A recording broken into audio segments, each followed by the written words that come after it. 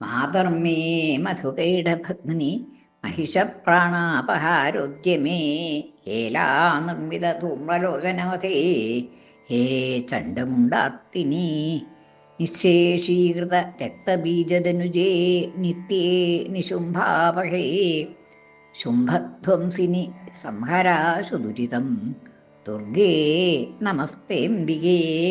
ദേവി മാഹാത്മ്യം തുടരുകയാണ്.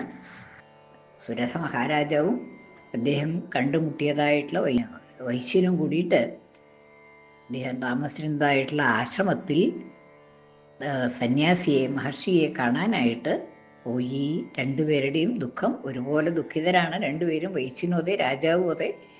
രണ്ടുപേർക്കും സ്വന്തം സമ്പത്തും രാജ്യവും ഒക്കെ നഷ്ടപ്പെട്ട് കാട്ടിൽ വസിക്കാനായിട്ട് നിർബന്ധിതരായിട്ടുള്ള ആൾക്കാരാണ് രണ്ടുപേരും. അവർക്ക് എന്നാലും തങ്ങളുടെ കുടുംബത്തെക്കുറിച്ചും മറ്റുമുള്ളതായിട്ടുള്ള സ്നേഹപാശം വിടുന്നുമില്ല. അതുകൊണ്ടുള്ളതായിട്ടുള്ള ബുദ്ധിമുട്ടുകളുണ്ട്. അപ്പോൾ അതിനെന്താണ് വഴി എന്നുള്ളത് അറിയാൻ വേണ്ടിയിട്ട് ഈ മഹർഷിയുടെ അടുത്തേക്ക് പോയി രണ്ടുപേരും എന്ന് പറഞ്ഞു. രാജാവ് മഹർഷിയോട് പറയുകയാണ്, മമതാം ഗതരാജ്യസ്യ രാജ്യാംഗേഷു അഖിലേഷ്വപി ജാനതോപി യഥാജ്ഞസ്യ കിമേതൻ മുനിസത്തമാ. മമത്വം എന്ന് വെച്ചാൽ മമ എന്നുള്ളതായിട്ടുള്ള ഭാവം, എൻ്റെ എന്നുള്ളതായിട്ടുള്ള ഭാവം. മമത എന്ന് പറയുന്നത് മത തന്നെയാണ്. എൻ്റെ എന്നുള്ളതായിട്ടുള്ള ഭാവത്തിനെയാണ് മമത എന്ന് പറയണത്. അപ്പോൾ ആ മമത്വം, മമ എന്നുള്ളതായിട്ടുള്ള ഭാവം, എൻ്റേത് എന്നുള്ളതായിട്ടുള്ള ഭാവം, അത് വിടുന്നില്ല എന്ന് പറയുകയാണ്. അതെന്തായാലും ഇല്ലാതെ കണ്ടാവണില്ല. ആ മമത എന്നുള്ളത് ഓണില്ല എന്ന് പറയുകയാണ്. മമത്വം ഗതരാജ്യസ്യ, രാജ്യം മുഴുവൻ ഇല്ലാതെ കണ്ടായി പോയി, നഷ്ടപ്പെട്ടു. ഗതരാജ്യനാണ് എങ്കിലും ആ മമതാബന്ധം വിടുന്നില്ല എന്നാണ്. മമത്വം ഗതരാജ്യസ്യ രാജ്യാംഗേഷു അഖിലേഷു അപി. എന്നാൽ എവിടെയാണ്, എന്തിനോടൊക്കെയാണ് മമത്വം ഉള്ളത് എന്ന് ചോദിച്ചാൽ രാജ്യാംഗങ്ങൾ, ആ രാജ്യത്തിൻ്റെ അംഗങ്ങളായിട്ടുള്ള, അതായത് രാജ്യം അനുഭവിക്കുമ്പോൾ അദ്ദേഹത്തിനുണ്ടായിരുന്നതായിട്ടുള്ള സുഖസൗകര്യങ്ങളൊക്കെ, അതായത് രാജ്യത്തിൻ്റെ കോശം, ഖജനാവ്, ബന്ധുക്കൾ, മന്ത്രിമാര്, ഭൃത്യന്മാർ, വലിയതായിട്ടുള്ള കൊട്ടാരം, സൈന്യങ്ങൾ, ഇതൊക്കെ അദ്ദേഹത്തിൻ്റെ അധീനത്തിലായിരുന്നു. അതിനോട് ഓരോന്നിനോടും അദ്ദേഹം എല്ലാ പ്രജകളെയൊക്കെ സ്വന്തം പുത്രന്മാരെ പോലെ സംരക്ഷിച്ചിരുന്ന രാജാവായതുകൊണ്ട് എല്ലാറ്റിലോടും നല്ല സ്നേഹം ഉണ്ടായിരുന്നു. തൻ്റെ മക്കളെ പോലെയാണ് സ്നേഹിച്ചിരുന്നത് എന്ന് പറഞ്ഞു. അപ്പോൾ അങ്ങനെയുള്ളതായിട്ടുള്ള ആ മമതാഭാവം, എൻ്റെ എന്നുള്ളതായിട്ടുള്ള ആ താല്പര്യം, അത് വിടണില്ല എന്നാണ്. രാജ്യാംഗേഷു അഖിലേഷു അപി, ഈ രാജ്യത്തുള്ളതായിട്ടുള്ള എല്ലാറ്റിലും എനിക്ക് ആ മമത്വമുണ്ട് എന്നുള്ളതാണ്. ജാനതഃ അഭി, അവർക്ക് ഇങ്ങോട്ടൊന്നും ഇല്ല എന്നുള്ളത് അറിയാം എനിക്ക്. അതുകൊണ്ട് ഈ മമത വെച്ച് പുലർത്തിയിട്ട് കാര്യമില്ല, എനിക്ക് അതുകൊണ്ടൊന്നും സിദ്ധിക്കാൻ പോണില്ല എന്നുള്ളത് നല്ല നിശ്ചയുണ്ട്. ജാനതഃ അഭി, എനിക്കതൊക്കെ അറിയാമെങ്കിലും യഥാ അജ്ഞസ്യ കിമേതൻ മുനിസത്തമ. അജ്ഞസ്യ യഥാ, അജ്ഞന് ഒന്നും അറിയാത്തവന്, ഇതൊന്നും അറിയില്ല എന്നുള്ള ആൾക്കാണെങ്കിൽ പിന്നെയും ഈ മമത ഉണ്ടായി എന്ന് വരാം. പക്ഷെ എനിക്കറിയാം മമത ഇതുകൊണ്ട് കാര്യമില്ല, എനിക്കിതൊന്നും കിട്ടാൻ പോണില്ല എന്നും എനിക്ക് അവർക്ക് എന്നോടുള്ളതായിട്ടുള്ള താല്പര്യം അത്ര ഉണ്ടാവില്ല എന്നുള്ളതും ഒക്കെ നല്ല നിശ്ചയമുണ്ട്. പക്ഷേ യഥാ അജ്ഞസ്യ, അജ്ഞന് എന്നതുപോലെ ഒരു ഒന്നും വിവരമില്ലാത്ത ഒരാൾക്കുള്ളത് മാതിരി എനിക്ക് ഈ മമതാബന്ധം ഉണ്ടാവണു എന്നാണ്. കിമേതത് മുനിസത്തമ, അതെന്താ അങ്ങനെ വരാൻ, അതുകൊണ്ട് പ്രയോജനമില്ല എന്ന് കരുതിയിട്ടും അവർക്കൊന്നും എന്നോട് താല്പര്യമില്ല എന്ന് മനസ്സിലായിട്ടും പിന്നെയും എനിക്കിങ്ങനെ മമത ഉണ്ടാവാൻ എന്താണ് കാരണം എന്ന് മുനിസത്തമ, മുനിശ്രേഷ്ഠ എന്നുള്ള സംബോധനയാണ് വിളിക്കുകയാണ്. അയം ച നികൃത പുത്രൈഹി ദ്വാരൈർഭൃത്യൈസ്തഥോചിതഃ സ്വജനേന ച സന്ധ്യക്തസ്തേഷു കാർത്തീ തഥാപ്യതി. അയം ച, ഈ വൈശ്യന്റെ കഥയും അങ്ങനെ തന്നെയാണ്, എൻ്റെ മാതിരി തന്നെയാണ് ഈ വൈശ്യനും. അയം ച, ഇദ്ദേഹവും നികൃത പുത്രൈഹി നികൃത. നികൃത വെച്ചാൽ നിരാകൃതൻ എന്നുള്ളതാണ്. തള്ളിപ്പറയപ്പെട്ടവൻ, തള്ളിക്കളയപ്പെട്ടവൻ, പുറന്തള്ളപ്പെട്ടു. ഈ വൈശ്യനും പുത്രന്മാരും ഭാര്യയും ഒക്കെ കൂടിയിട്ട് അദ്ദേഹത്തിനെ പുറത്താക്കി എന്നാണ് പറഞ്ഞത്.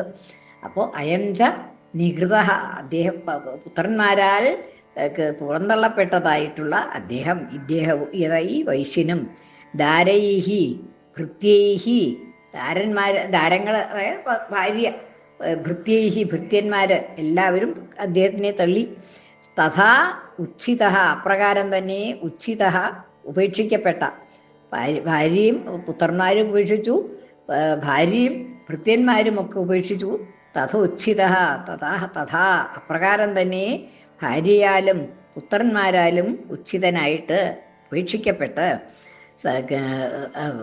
സ്വജനേനച്ച സന്ധ്യക്ത സ്വജനങ്ങൾ മറ്റുള്ളതായിട്ടുള്ള ബന്ധുക്കൾ അവരും ഉപേക്ഷിച്ചു. സ്വജനേനച്ച സന്ധ്യക്ത അവരും ഉപേക്ഷിക്കപ്പെട്ടവനായിട്ട് തേഷു ഹാർദീ തഥാപ്യതി തേഷു അവരൊക്കെ ഉപേക്ഷിച്ചു എങ്കിലും തേഷു അവരോടെല്ലാം ഹാർദഭാവത്തോടു കൂടിയവനാണ്, പ്രേമത്തോട് സ്നേഹത്തോടു കൂടിയവനാണ്. അവരോടൊക്കെ വളരെ പിന്നെയും സ്നേഹം ഉണ്ടായിക്കൊണ്ടിരിക്കുന്നു. അവരൊക്കെ ഉപേക്ഷിച്ചതാണ് അദ്ദേഹത്തിനെങ്കിലും അവരോടൊക്കെ ഉള്ളതായിട്ടുള്ള സ്നേഹം ഇല്ലാണ്ടേ ആവണില്ല. ഹാർദി അതായത് ഹൃദയത്തിൻ്റെ ബന്ധം അതിനോട് കൂടിയതാണ്, സ്നേഹത്തോടു കൂടിയതായിട്ട് വർത്തിക്കുന്നു.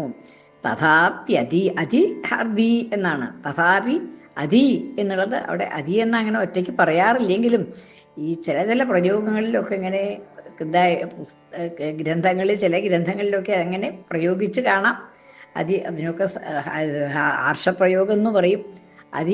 അതിഹാർദി അത്യധികം സ്നേഹത്തോടു കൂടിയവനായി വർത്തിക്കുന്നു.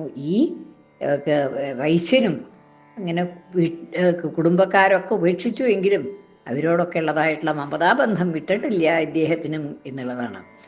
ഏവമേഷ തഥാഹം ച ദ്വാവപ്യത്യന്ത ദുഃഖിതവും ദൃഷ്ടദോഷേവി വിഷയേ മമത്വാകൃഷ്ടമാനസൗ ഏവം ഇപ്രകാരം ഏഷഃ ഇദ്ദേഹവും അതായത് ഈ വൈശ്യനും തഥാ അഹം ച അപ്രകാരം തന്നെ ഞാനും രാജാവാണ് പറയണത്. അപ്പോൾ അപ്രകാരം ഈ വൈശ്യനും ഞാനും അഹം ച ഞാനും ദ്വാവപി പദം മുറിക്കുമ്പോൾ രണ്ടുപേരും ദ്വാവപി അത്യന്ത ദുഃഖിതവും വളരെയധികം ദുഃഖിതരാണ്. എനിക്കും എൻ്റെ കുടുംബത്തെക്കുറിച്ചും രാജ്യത്തെക്കുറിച്ചും പ്രജകളെക്കുറിച്ചും ഒക്കെ ഉള്ളതായിട്ടുള്ള ചിന്ത വിടുന്നില്ല. ഇദ്ദേഹത്തിനും ഇദ്ദേഹത്തിൻ്റെ മക്കളെക്കുറിച്ചും ഭാര്യയെക്കുറിച്ചും സുജനങ്ങളെക്കുറിച്ചുമുള്ളതായിട്ടുള്ള ആ ചിന്ത വിടുന്നില്ല. അവരെങ്ങനെയൊക്കെയാണ് കഴിയണത് എന്നുള്ളതായിട്ട് ചിന്ത രണ്ടുപേർക്കും ഉണ്ട് എന്നുള്ളതാണ്. അപ്പം അങ്ങനെ അത്യന്ത ദുഃഖിതവും രണ്ടുപേർക്കും ആ മക്കളെക്കുറിച്ചോ അവരെക്കുറിച്ചൊക്കെ ചിന്തിക്കുമ്പോൾ ദുഃഖമുണ്ട്. അത്യന്തം ദുഃഖിതരാണ്. ദുഷ്ടദോഷേ വിഷയേ മമത്വ ആകൃഷ്ടമാനസൗ ദുഷ്ടദോഷേ അപി വിഷയേ ആ ദുഷ്ടദോഷമാണ്. അതായത് അവർക്ക് ഇങ്ങടൊന്നും ഇല്ല എന്നുള്ളത് നല്ലോണം നിശ്ചയമുണ്ട്. ഈ മമത്വം കൊണ്ടും നടന്നിട്ട് യാതൊരു പ്രയോജനവും ഇല്ല. എന്താ വെച്ചാൽ ആ സ്നേഹമൊന്നും ഇങ്ങടില്ല. അപ്പം നമ്മളങ്ങോട്ട് സ്നേഹിക്കണു എന്ന് വിചാരിച്ചുകൊണ്ട് അവർക്ക് ഇങ്ങോട്ട് സ്നേഹം ഉണ്ടായിക്കൊള്ളണം എന്നില്ല. ദുഷ്ടദോഷത്തോടു കൂടിയവരാണ്. രാജാവിനെ സംബന്ധിച്ചാണെങ്കിൽ രാജ്യമൊക്കെ ശത്രുക്കളുടെ കയ്യിലായി. അവർക്ക് ഇവിടേക്ക് സ്നേഹമൊന്നും ഉണ്ടാവില്ല. ഈ രാജാവിനെ കുറിച്ച് അവർക്കൊരു താല്പര്യം ഉണ്ടാവില്ല. മറ്റത് പുത്രന്മാർ തന്നെ ഉപേക്ഷിച്ചതാണ്. അപ്പം പുത്രന്മാർക്കും ഇങ്ങോട്ട് താല്പര്യമൊന്നുമില്ല. ഒക്കെ ദുഷ്ടന്മാരാണെന്ന് മനസ്സിലാക്കി. ദുഷ്ടദോഷേ അഭി ദോഷം കാണപ്പെട്ടവരാണ് എങ്കിലും അഭി വിഷയേ അങ്ങനെയുള്ളതായിട്ടുള്ള വിഷയത്തിൽ അതായത് വിഷയം ഇവിടെ അങ്ങനെയുള്ള ആളുകൾ അവരെ സംബന്ധിച്ചിടത്തോളം വസ്തുക്കളായാലും എന്തായാലും സ്വത്തായാലും എന്തായാലും അങ്ങനെയുള്ള അതിനോടൊക്കെ മമത്വ ആകൃഷ്ടമാനസവും മമത്വം കൊണ്ട് മമത്വം ച മമത തന്നെ എൻ്റെ എന്നുള്ളതായിട്ടുള്ള ഭാവം അതാണ് മമത്വം. ആ മമത്വം കൊണ്ട് ആകൃഷ്ടമായിട്ടുള്ള മനസ്സോട് കൂടിയവരായിട്ട് അത്യധികം സ്നേഹം ഉള്ളത് കൊണ്ട് ആ ദുഃഖം ആണ് ഉണ്ടാവുന്നത് എന്നാണ് അവരുടെ സ്ഥിതിയെക്കുറിച്ച് ചിന്തിച്ച് അവരെന്തായിരിക്കും എങ്ങനെയായിരിക്കും എന്നൊക്കെ ഉള്ളതായിട്ടുള്ള ചിന്തകൾ കൊണ്ട് അത്യന്തം ദുഃഖിതരാണ് ഞങ്ങൾ രണ്ടുപേരും എന്നുള്ളതാണ്. തത് കിപേതൻ മഹാഭാഗ യൻ മോഹ അജ്ഞാനിനോരവി മമാസ്യ ച ഭവത്യേഷ വിവേകാന്ധസ്യ മൂഢത. അപ്പോൾ തത് കിമേതൻ മഹാഭാഗ അല്ലയോ മഹാഭാഗ കിമേതത് ഇതെന്താണ് എന്താണെന്ന് ചോദിക്കണത്. യത് എന്താണെങ്കിൽ മോഹ അജ്ഞാനിനഹ അഭി, മോഹം കൊണ്ട്, അതായത് അറിവില്ലായ്മ കൊണ്ട്, അജ്ഞാനിനഹ അഭി, അജ്ഞാനികളായിട്ടുള്ള ഞങ്ങൾക്ക് അത് എന്താണ് എന്നുള്ള ഈ സ്നേഹത്തിൻ്റെ ആവശ്യമില്ല എന്ന് അറിയണില്ല. അറിയണുണ്ടെങ്കിലും അറിയണില്ല എന്നുള്ളതാണ് മോഹ അജ്ഞാന, മോഹം ആകുന്നതായിട്ടുള്ള അജ്ഞാനം.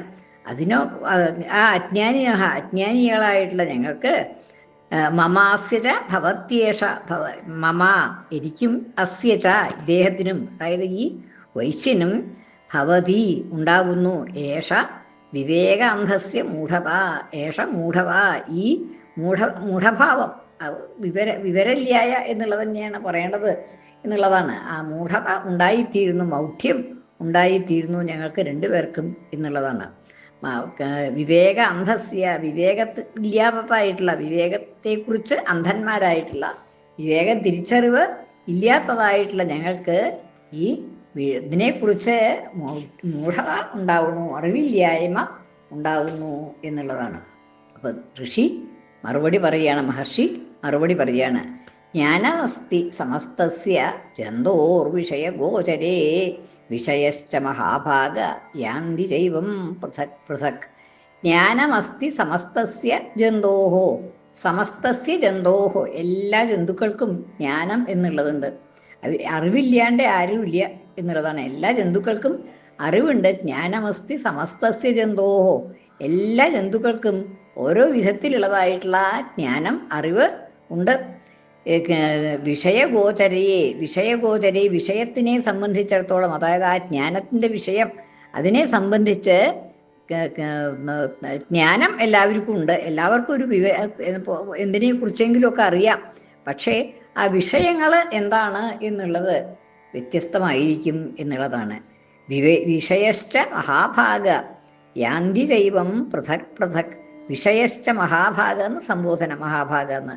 വിഷയച, അതായത് ആ ജ്ഞാനത്തിന് വിഷയമായിരിക്കുന്നത് എന്താണ് എന്നുള്ളത് ഓരോരുത്തർക്കും പൃഥക് പൃഥക്, വേറെ വേറെ ആയിരിക്കും. ഓരോരുത്തരുടെയും ജ്ഞാനം ഓരോന്നിനെ കുറിച്ചായിരിക്കും. എല്ലാവർക്കും എല്ലാ ജ്ഞാനവും ഉണ്ടായിക്കൊള്ളണമെന്നില്ല. അപ്പം ഈ മമത ഉണ്ടാവാനുള്ളതായിട്ടുള്ള കാരണം അതാണ്. അതിനെക്കുറിച്ചുള്ളതായിട്ടുള്ള ബോധം ശരിയായിട്ടില്ലാത്തത് കൊണ്ടാണ് ആ മമത പിന്നെ ഉണ്ടാവണത് എന്നുള്ളതാണ്.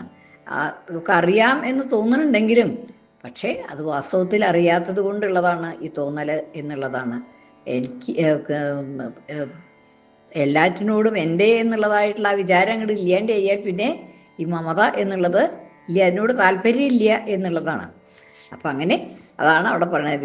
വിഷയശ്ച മഹാഭാഗ, വിഷയം എന്നുള്ളത് ആ ജ്ഞാനത്തിന് വിഷയം, അത് പൃഥക് പൃഥക്, വേറെ വേറെയാണ്. ഓരോരുത്തർക്കും വേറെ വേറെ ആയിരിക്കും അറിവുണ്ടാവുക എന്നുള്ളതാണ്. യാന്തി ചൈവം, യാന്തി ഇപ്രകാരം പോകുന്നു, അതായത് ഗമനാർത്ഥത്തിലാണ് യാ എന്നുള്ളത്, പോകുന്നു എന്നുള്ള അർത്ഥത്തിലാണ്. അതായത് പൃഥക് പൃഥക്കായിട്ട് വേറെ വേറെ ആയിട്ട് പോണു എന്നുള്ളതാണ്. ജ്ഞാന വിഷയം അവർക്ക് ഒരുപോലെ ആയിക്കൊള്ളണം എന്നില്ല. ഓരോരുത്തർക്കും ഓരോന്നറിയാൻ പറ്റും, പക്ഷേ വേറെ ചിലത് അറിയാൻ പറ്റില്ല. അങ്ങനെയാണ് ജ്ഞാന വിഷയങ്ങളൊക്കെ മാറി മാറിക്കൊണ്ടിരിക്കും ഓരോരുത്തർക്കും എന്നുള്ളതാണ്. ശ്രീ ശിവാശിവശക്തിഐക്യരൂപിണി ലളിതാംബിക, ശ്രീ ശിവാശിവശക്തിഐക്യരൂപിണി ലളിതാംബിക, ശ്രീ ശിവാശിവശക്തിഐക്യരൂപിണി ലളിതാംബിക. ശ്രീ ലളിതാംബികായൈ നമഃ.